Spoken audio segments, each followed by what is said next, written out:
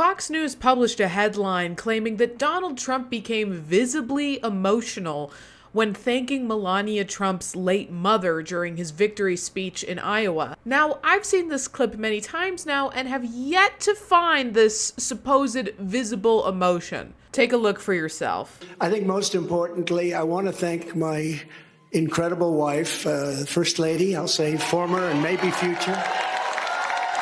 But more important than Melania, I want to thank her incredible, beautiful mother who passed away a few days ago.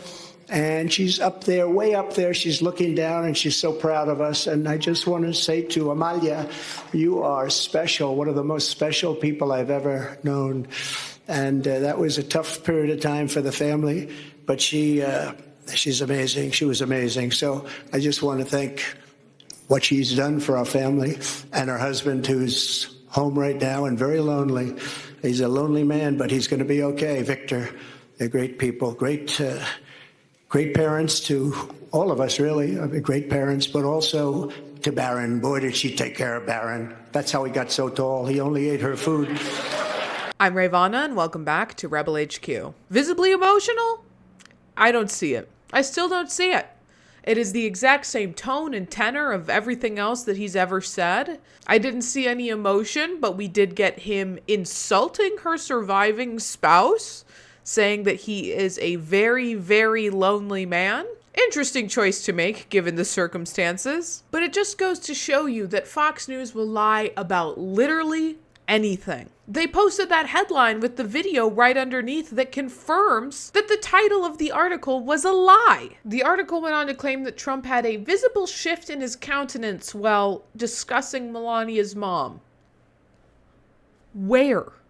But Fox News knows they don't have to tell the truth because their audience doesn't value the truth. Their audience doesn't want to hear the truth. Their audience only wants them to praise Donald Trump, spread the big lie, and help Trump get reelected in 2024. The truth is the absolute last thing on the minds of Trump supporters. Because a core component of being a Trump supporter is needing to deny reality. For example, tell people who think the following of Trump and MAGA is kind of a cult. No, it doesn't follow that at all. If you look at the definition of a cult, they take away your rights, they take away your choices, they control your finances. I don't think this is cult. I think that people are learning. We're digging deeper than we ever have before. We're asking hard questions that we weren't asking for the last 30, 40, 50 years. It's not a cult. We want answers.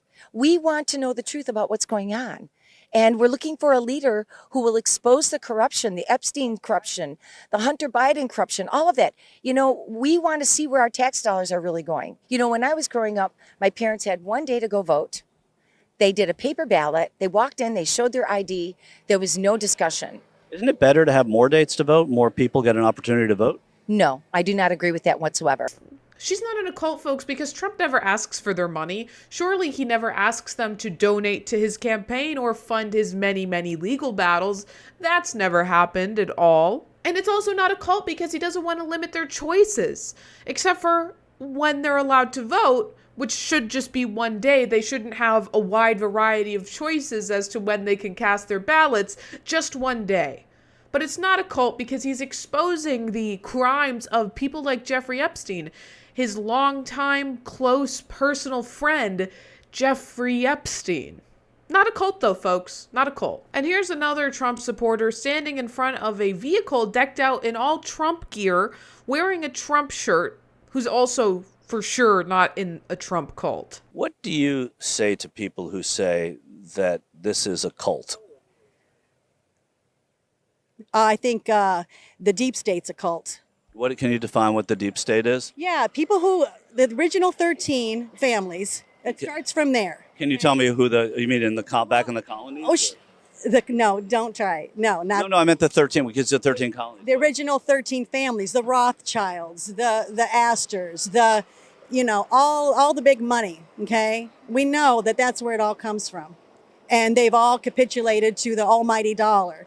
And there's just way too much corruption, and we the people are going to going to change that. We're going to fix it. Her complaint is that politicians have too much capitulated to the almighty dollar, so surely her billionaire scam artist candidate is the right man for the job to remove money from politics? Again, a core component of being a member of the MAGA cult is that you need to deny reality, because nothing in it makes sense. Trump is supposed to be the man who's going to end corruption in politics, to expose all of the corrupt individuals who have made the system as broken as it is. But it makes no sense, because Trump engages in the exact type of financial corruption that he, his supporters, and outlets like Fox News claim he's trying to prevent.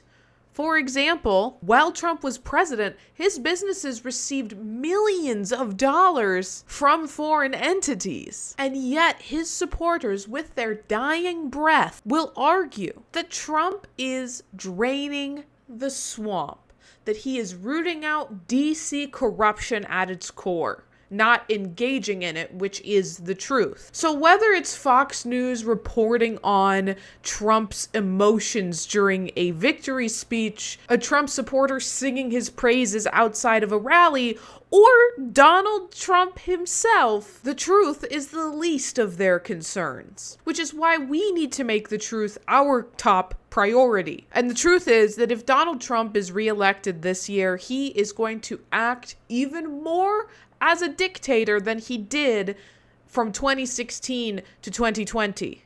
He's made that abundantly clear. And so it's our jobs to ensure that truth prevails and Donald Trump fails.